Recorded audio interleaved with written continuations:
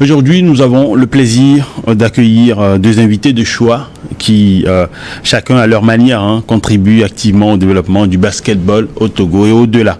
Nous avons avec nous le plaisir d'avoir Robert Adjavon. Vous êtes entraîneur de basketball et directeur sportif à Unity Basketball ici à Agbalpedo, à Lomé, au Togo. Un plaisir de vous avoir, coach Robert. Oui, bonjour Helmut, bonjour à tous les téléspectateurs de New York Sport.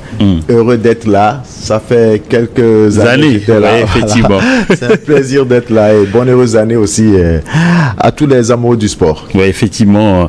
Alors, on a également à vos côtés un jeune basketteur prometteur également, Samuel Kodjo Régnier, joueur franco-togolais qui, par son parcours et ses ambitions, peut-être on peut le caricaturer comme ce que représente l'avenir du basketball togolais et pourquoi pas africain. Bonjour Samuel, un plaisir de vous avoir. Okay. Bonjour à tous, bonjour à toute l'équipe de New World TV, à tous les téléspectateurs et merci beaucoup pour l'invitation, c'est un honneur d'être ici. Ok. Alors aujourd'hui, nous allons discuter d'un sujet crucial pour l'avenir de ce sport, le basketball. Comment favoriser l'émergence des jeunes talents. En effet, le basketball au Togo regorge de potentiel, mais quels sont les leviers activés pour permettre à nos jeunes basketteurs de se faire connaître, de se former et de percer à un niveau supérieur? Comment créer des opportunités pour qu'ils puissent se mesurer aux meilleurs et représenter fermement leur pays ici comme à l'international? Au programme de cette émission, nous allons donc aborder des défis et les solutions possibles pour booster la formation des jeunes talents, la formation de ces jeunes, les mettre en lumière, les initiatives locales et internationales et surtout échanger sur les mesures concrètes qui peuvent être prises pour faire du basketball un vecteur d'opportunité pour la jeunesse togolaise. Alors, avant de commencer, nous allons découvrir Samuel Kodjo Régnier à travers un reportage qui va nous montrer ce qu'il sait faire, puisque en vacances à Lomé, il s'est entraîné ici et là à Lomé, on l'a suivi. On va le découvrir et revenir pour planter le décor. Dans les rues de Lomé, sur les terrains d'entraînement, Samuel nourrit une passion dévorante pour le basketball. Né en France de parents d'origine togolaise et française, il porte en lui deux cultures, des histoires et un rêve, celui de représenter le Togo sur les parquets internationaux. Moi de base, je suis quelqu'un qui aime plus le foot. Je me blessais à répétition au foot. Ma mère m'a dit essaye le basket, je voulais pas. J'ai fait une séance, j'ai vu que j'étais bon et c'était le coup de foudre quoi. D'un coup après je pouvais plus lâcher, je pouvais plus m'empêcher de jouer tous les jours et donc voilà que c'est arrivé. Lorsqu'il rentre en vacances au Togo, Samuel trouve toujours le moyen de poursuivre son rêve. Il n'a pas besoin de la perfection des installations. Ici, sous le soleil africain, le jeune franco-togolais répète les gestes, affinant chaque mouvement, chaque tir, chaque dribble. J'ai commencé en 2018, donc j'étais en 4e, donc j'avais peut-être 14 ans, 14-15 ans, c'est vers ces eaux-là. Au-delà de la rue, Samuel s'entraîne aussi avec des professionnels. Il partage sa passion avec les jeunes talents locaux, leur transmettant son expérience tout en continuant de se perfectionner avec une détermination sans faille.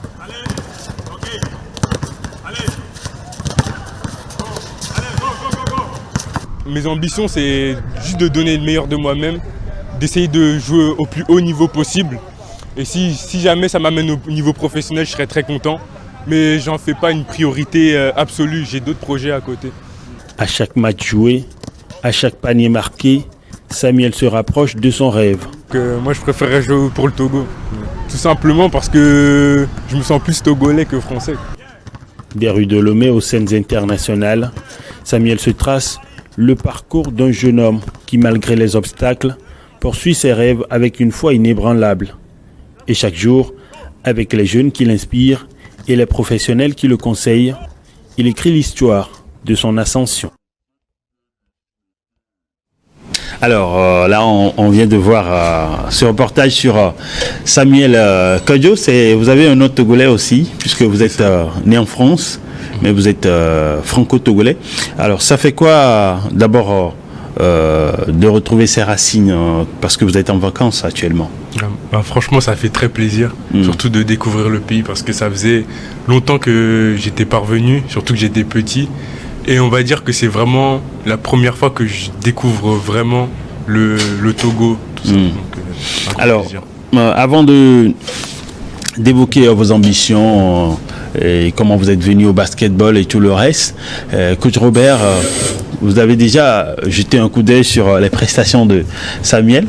Et si vous devez placer un mot sur ce qui s'est fait sur les bases du basketball, vous diriez quoi, par exemple? Je dirais tout simplement que c'est un joueur déjà doué et talentueux, parce que techniquement, a vu déjà au niveau de son gestuel, on sait qu'il a la maîtrise de la base du basket, et puis on sent qu'il est engagé dans ce qu'il fait. Et donc il y a plusieurs facteurs qu'il faut retenir, en tout cas, pour être un joueur performant. Donc il doit continuer à travailler, et en tout cas ce sont l'un des espoirs quand même du basketball de notre pays. Alors Samuel, pour en venir au fait, comment êtes-vous arrivé au basketball? C'est vrai que vous parlez de votre maman qui vous a un peu forcé la main. C'est ça. Pour raconter l'histoire, moi je jouais au foot. J'ai fait du foot en club depuis petit. Donc un jour, je me blesse plusieurs fois au genou. Ma mère me dit tu veux pas essayer un autre sport, tu te blesses tout le temps au foot et tout, essaye le basket. Sachant que j'avais fait du baby basket étant petit, mais j'avais pas aimé. Bon, moi je me dis, j'essaye le basket, comme ça ma mère me laisse tranquille et moi je retourne au foot. Okay. Sauf que première séance, finalement je me rends compte que j'aime beaucoup, et j'étais bon. C'est surtout ça qui m'a encouragé, j'étais bon. Les coachs m'ont dit que j'étais bon, et donc là ça a été le coup de foudre direct, quoi. Et est-ce que cette adaptation a été facile pour vous du basketball, du football au basketball? On va dire sur le plan physique, ça a été, puisque j'avais des qualités de rapidité, d'explosivité, mais ça a été surtout au niveau technique et au niveau de la défense, parce qu'au foot, on défend beaucoup avec du contact. En basket, on défend avec du contact, mais c'est un contact qui doit être contrôlé. Et c'est ce contrôle-là que je n'arrivais pas à avoir au début. Et tout l'aspect technique, surtout shooter à 2 points, à 3 points. Oui.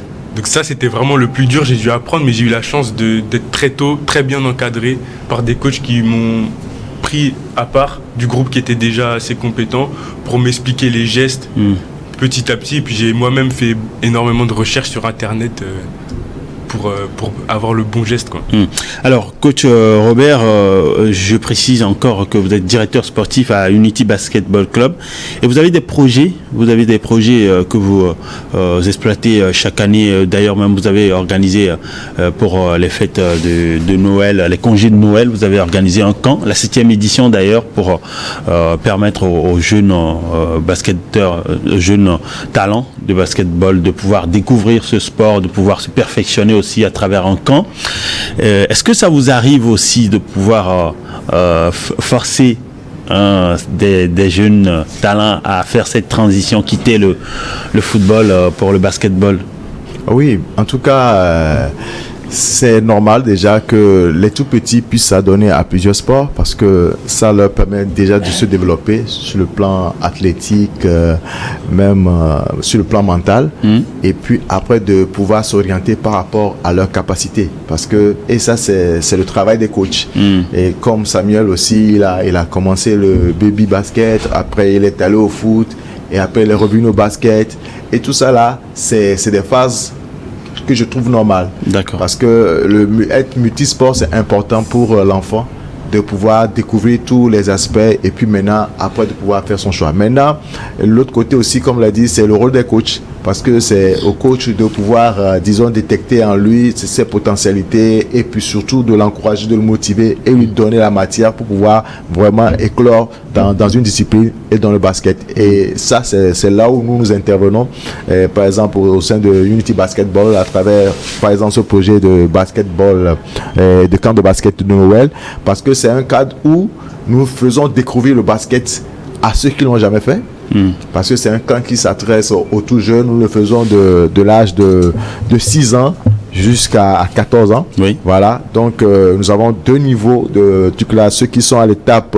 vraiment initiation, découverte, et puis ceux qui sont à l'étape d'apprentissage. Et nous essayons quand même de mettre en place aussi des coachs expérimentés. Vous avez vu, sur les 7 éditions, nous avons un grand coach, une légende du basketball togolais, coach Hector Dagovi Action, qui fait partie de la direction technique nationale et qui vient chaque fois animer ce camp. Donc, c'est ce qui nous permet d'avoir en tout cas un œil averti qui permet aux enfants déjà de façon ludique de découvrir le basket, parce que sans ça il faut qu'ils sentent quand même de l'amusement, de la joie et le goût de jouer, et ça les attire, et du coup après ils sont disons captés et puis maintenus dans le basket. On a même des images de ce que vous avez pu réaliser avec ces jeunes pendant les congés de Noël qu'on va voir tout à l'heure à l'écran.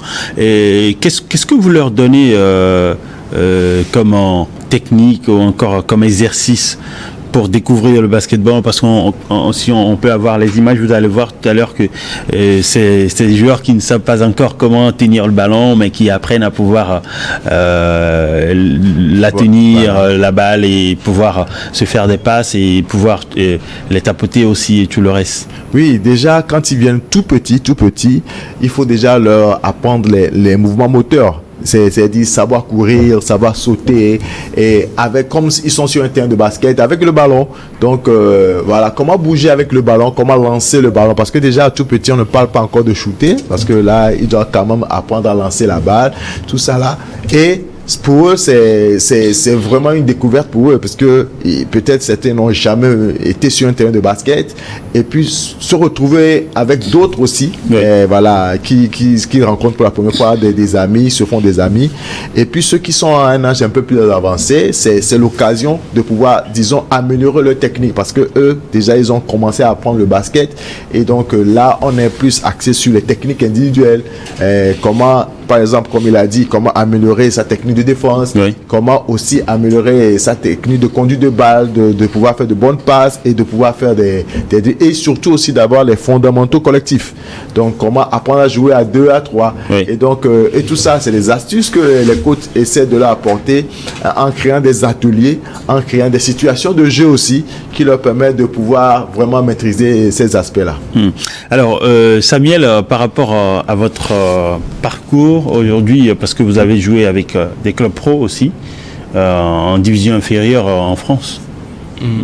Donc, oui, donc j'ai joué en régional, donc, au sein de l'équipe de l'Élan Basket Saint-Brieuc. Donc c'est une équipe qui a eu un passé assez glorieux, qui a joué en national. Donc c'est, on va dire, la meilleure équipe des Côtes-d'Armor. J'ai aussi eu l'occasion d'être approché par un centre de formation de l'UJAP Quimper, donc qui joue en Pro B.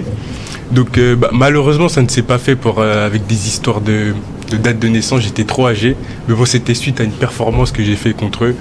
Mais bon, voilà, on va dire que c'est encore en cours. Ma carrière n'est pas finie, je ne suis pas encore là. On pourrait même dire qu'elle n'a pas encore commencé réellement. C'est ça, c'est que le début.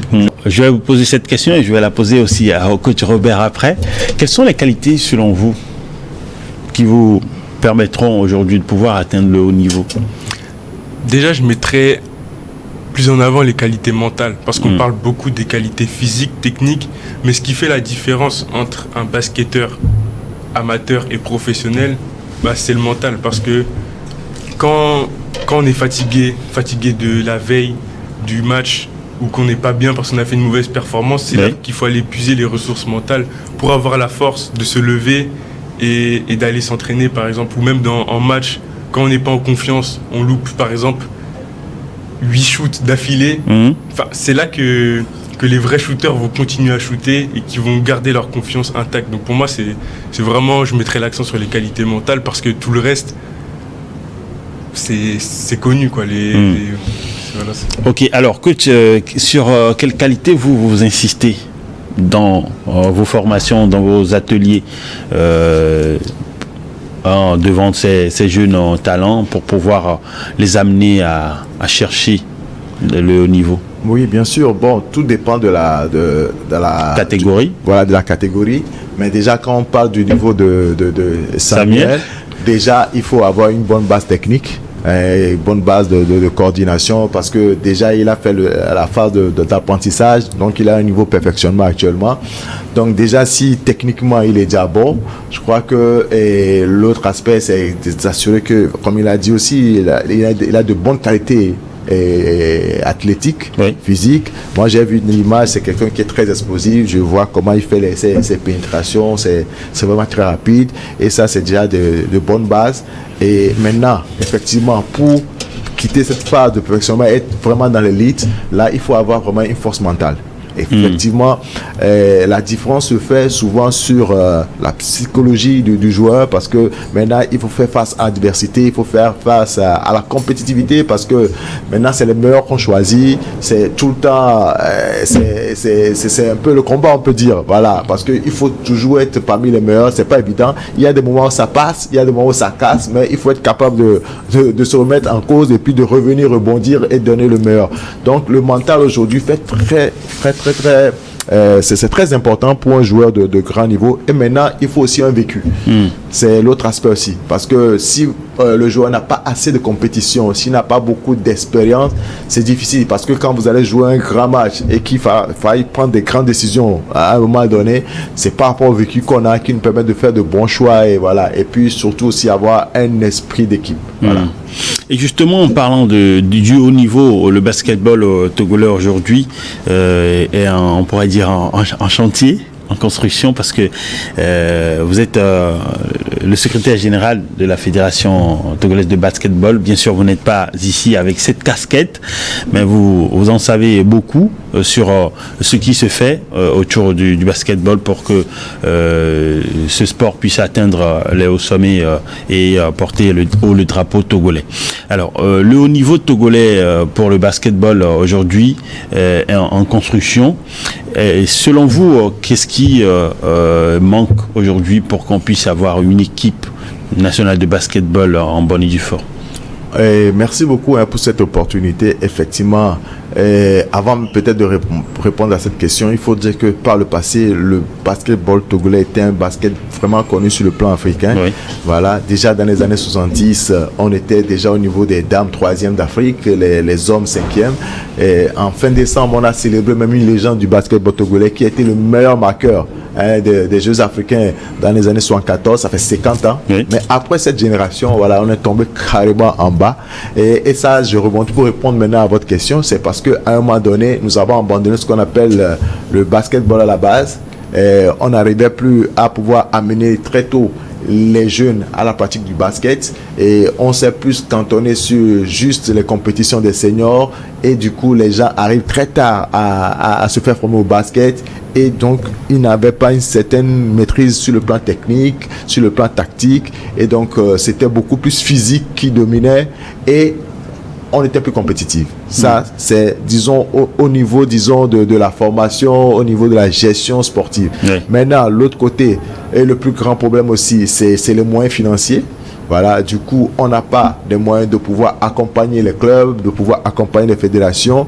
On n'a pas les infrastructures aujourd'hui, parce qu'aujourd'hui, avec la politique de FIBA One, nous devons avoir quand même certaines normes sur le plan, voilà, infrastructure pour pouvoir accueillir, pour organiser des compétitions de haut niveau. Aujourd'hui, nous n'avons aucun terrain, aucune salle de basket actuellement au Togo pour pouvoir accueillir ces compétitions, et tout ça conjugué fait que nous sommes complètement out sur le plan international. Alors, actuellement. Vous parlez tout à l'heure du manque d'infrastructures, mais également de moyens, et donc pour pouvoir arriver à cela, j'imagine que chez vous, enfin en France, Samuel, où vous vivez aujourd'hui, vos défis ne sont pas les mêmes qu'ici. Mais vous avez des défis là-bas quand même, en tant que basketball, en tant que basketteur. D'un défi dans quel sens? Ouais, bon, ici par exemple, le coach Robert évoquait le manque d'infrastructures. Par exemple, vous avez connu nos terrains en vous entraînant ici et là, mais en France, c'est pas les mêmes défis. Ah oui, c'est ça, oui. Donc déjà, je dirais le plus gros défi, c'est le climat. Le climat. Parce que On a un climat assez frais en France. Et ici, jouer sous la chaleur, moi je trouve ça beaucoup plus compliqué. J'ai eu un peu de mal à m'adapter. On est plus vite fatigué, on a plus vite chaud. Et puis aussi, je dirais, en termes d'infrastructure, comment j'ai l'habitude de jouer dans des salles avec parquet et tout. Et c'est vrai que ça peut être difficile de s'adapter, de jouer à l'extérieur, etc. Donc, et vous pensez que vous vous adaptez pour ces quelques jours passés à Lomé? Oui, bien sûr. Après, c'est pas l'infrastructure qui va me faire tout le joueur que je suis. Mais bon, c'est... Et personnellement, en France, vous êtes confronté à quel défi personnellement? On va dire le plus gros défi que j'ai, c'est l'adversité des autres équipes, réussir à performer. Parce que la région dans laquelle je joue, la région de Bretagne, on joue beaucoup contre les équipes de Rennes. Donc Rennes, c'est une ville où il y a beaucoup de clubs qui ont un bon niveau. Donc je dirais que c'est les principaux défis. Et puis tout simplement être confronté à moi-même, je suis mon plus gros défi, d'être meilleur que le mois d'hier. Et en parlant d'adversité, vous trouvez les jeunes basketteurs togolais, comment vous avez été confrontés à l'adversité aussi ici? Franchement, je les trouve très bons. Je trouve qu'il y a énormément de niveau. Donc ouais, vraiment c'est... Je pense que le basket togolais, de ce que j'ai vu, peut vraiment devenir une place forte du basket africain. Alors, coach, on parlait tout à l'heure des défis qui sont énormes, on ne pourrait pas les citer ici totalement, mais en même temps, il y a des opportunités aujourd'hui pour le basketball togolais. Bien sûr, hein. En tout cas, on essaie d'aller pas à pas pour pouvoir, comme tu l'avais bien souligné, on est en chantier. Et déjà, le premier défi qu'on est en train de relever, c'est d'assurer vraiment la promotion du basketball sur toute l'étendue. Parce que il faut que le basket se pratique dans tout le pays, que ça soit un sport reconnu et aimé par beaucoup de jeunes Togolais. Dans ce sens, permettez, il y a la fédération qui organise aussi des camps pareils comme vous le faites à l'Unity Basketball Club. Je pense que c'était à Pâques en 2024, j'imagine, que c'était organisé à Lomé puis à Kara. Bien sûr, il y a maintenant des multitudes de camps qui s'organisent pour attirer les jeunes déjà vers le basket et aussi pour permettre à notre encadrement technique de pouvoir faire la détection des potentiels. Et aujourd'hui, toutes les régions quand même ont connu chaque année des camps. Et ensuite, nous essayons même de faire une projection sur l'international parce que déjà, nous avons avec le concours de la FIBA organisé le camp national Young FIBA, c'était en Pâques de 2023 FIBA nous a fait venir des experts pour pouvoir effectivement former les jeunes talents togolais et qui nous permettent aussi maintenant, vous avez vu que depuis un certain temps la NBA s'intéresse beaucoup au basketball africain, donc la NBA organise des camps sur le plan régional en Afrique et donc nos meilleurs basketteurs, nos meilleurs jeunes basketteurs sont souvent envoyés.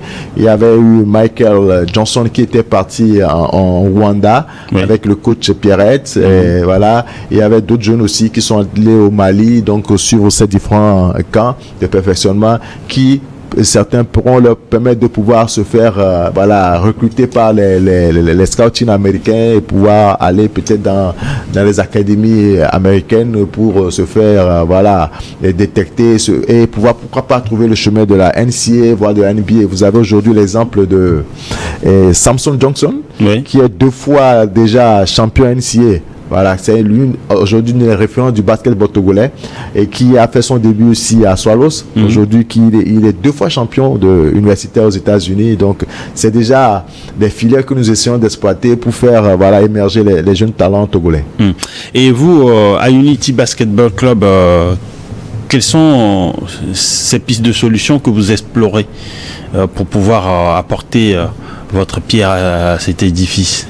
Oui, déjà, c'est déjà avoir un bon centre de formation pour pouvoir donner la matière aux enfants et puis maintenant de pouvoir développer des réseaux de compétition, parce que le plus grand défi aujourd'hui aussi pour nous, c'est d'avoir beaucoup de compétitions pour ces enfants. C'est bien de s'entraîner, mais s'il n'y a pas de compétition, c'est difficile qu'on puisse évaluer effectivement les capacités de ces jeunes.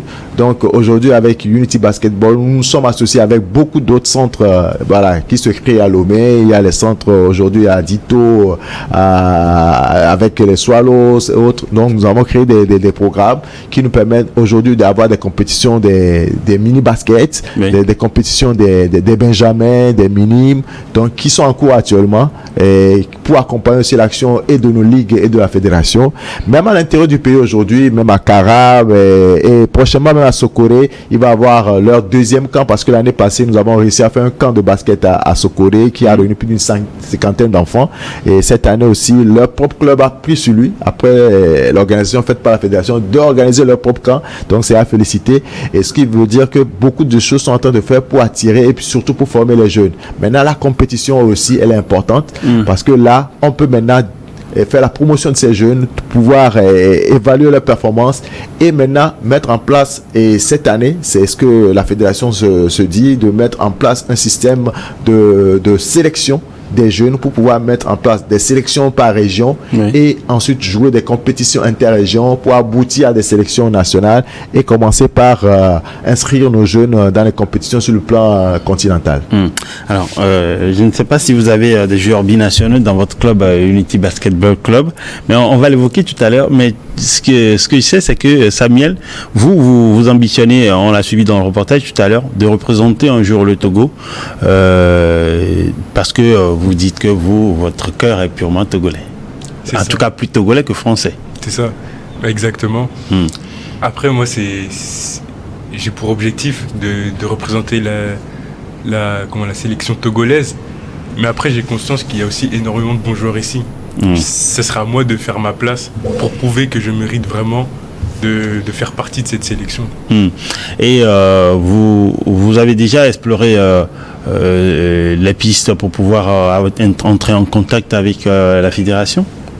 Oui, donc j'ai eu la chance de pouvoir rencontrer le sélectionneur de l'équipe nationale lors du défilé, du jubilé de Pascal Amouzou. Oui. Et donc j'ai eu l'occasion d'aller m'entraîner au club de Swallows, là où il coach. Et donc moi je suis en contact avec lui. Alors, si par exemple des joueurs, par exemple des joueurs binationaux comme Samuel ont ce désir de pouvoir représenter le Togo, est-ce que c'est possible naturellement? Bien sûr, en tout cas ce sera pour nous une grande joie. Parce que déjà, eux, ils ont la chance d'avoir un système de formation beaucoup plus huilé et qui leur permet d'avoir déjà beaucoup de bagages sur le plan technique, et puis ils ont plus de compétition dans les jambes comparativement à ce qu'on a pour l'instant au Togo. C'est vrai que nous avons beaucoup de jeunes talentueux aujourd'hui au Togo et il faut qu'on leur donne l'occasion de pouvoir. Et l'apport aussi des binationaux sera, je pense, important pour que nous puissions rentrer dans cette phase sur le plan international. Et je peux vous affirmer que à part Samuel, on a pas mal de jeunes aussi qui nous écrivent au niveau de la fédération par mail. On a les jeunes togolais vivant en France, dans d'autres pays qui nous écrivent, qui nous envoient leur CV. Même d'autres nous envoient déjà les vidéos de leurs matchs. Voilà. Oui. Donc, que nous sommes en train de transmettre à la direction technique pour construire une base de données, pour faire déjà un suivi déjà à distance. Et maintenant, comme je l'ai dit, cette année, ce sera en tout cas une phase importante pour la fédération, parce que nous allons commencer par faire des recoupements. Et certainement, après l'étude des dossiers de chaque binationaux, nous allons essayer de pouvoir déjà commencer par faire appel à eux dès que nous serons arrivés à une phase où nous allons déjà aller vers des compétitions pour pouvoir déjà les essayer, les évaluer et voir ce que nous pouvons faire déjà avec eux dans la durée. Mais c'est sûr que la phase là est déjà déclenchée. Maintenant, cette année, il y aura beaucoup d'actions dans ce sens. En gros, c'est que l'implication, ou sinon les opportunités accordées aux binationaux a une place importante dans les politiques de la Fédération togolaise de basketball. Et vous, à Unity Basketball Club, vous avez des binationaux également? Bon, pas beaucoup. Bon, et puis souvent, eux tous sont souvent à l'extérieur du pays, Oui. mais pendant les grandes vacances, quand ils descendent, effectivement, ils viennent, ils participent à nos activités, Oui. à nos séances Les d'entraînement. entraînements. Et quand il y a des compétitions, ils sont là. Et ça, c'est vraiment un apport parce que ça ouvre l'esprit à nos jeunes joueurs qui sont ici. Ça leur permet de découvrir un peu ce qui se passe à un niveau plus élevé. Oui. Et ça, c'est pour nous aussi l'occasion de pouvoir vraiment booster nos jeunes à donner le meilleur d'eux-mêmes. Et ça, c'est quelque chose de très important pour notre pays. Et donc, c'est à encourager.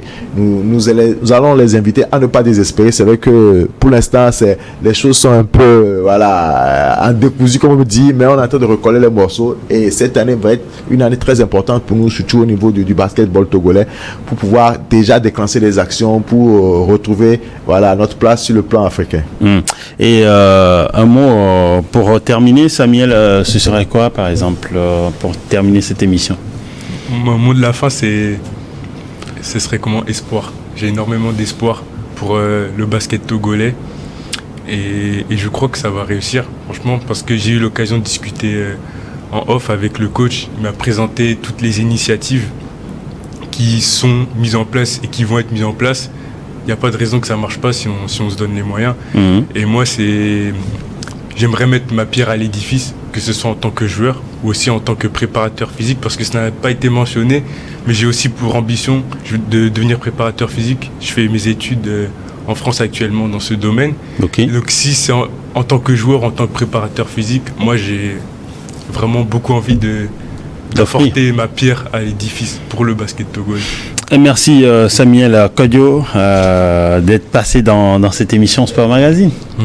Merci à vous pour l'invitation. Alors, coach Robert, si vous avez également un mot à dire par rapport à votre prochaine saison dans la ligue, dans le championnat de la Ligue Le Golf, ce serait quoi par exemple? Bon, d'abord un grand merci pour toi, pour New York, pour cette que vous nous donnez de pouvoir parler de ce sport qu'on aime tant, et puis l'occasion aussi de lancer à tous les acteurs du basketball togolais de ne pas désespérer, de travailler et surtout de fédérer leurs efforts, parce que c'est ensemble que nous pouvons faire de grandes choses. Et maintenant aussi l'occasion de nous tourner notre regard vers les autorités, parce que ils nous ont déjà promis pas mal de choses. Nous sentons déjà qu'on a lancé la professionnalisation du sport dans l'ensemble, donc on attend vivement que des actes concrets puissent se faire. On remercie déjà Madame la ministre pour tout ce qu'elle est en train de faire pour booster tous les sports, et donc vivement, et on voit déjà au niveau des infrastructures surtout, parce qu'aujourd'hui si la fédération veut aller sur le plan international, il faut quand même on ait un minimum en termes d'infrastructures, oui, et qui nous permet de pouvoir recevoir des compétitions, de mieux préparer nos joueurs. Et je pense qu'avec la grâce de Dieu aussi, cette année sera la meilleure pour nous tous. Ok, alors merci coach d'être passé dans cette émission. Merci surtout à vous, nos chers téléspectateurs, pour votre intérêt à cette émission et d'être resté en notre compagnie. Bonne suite de nos programmes sur New York Info.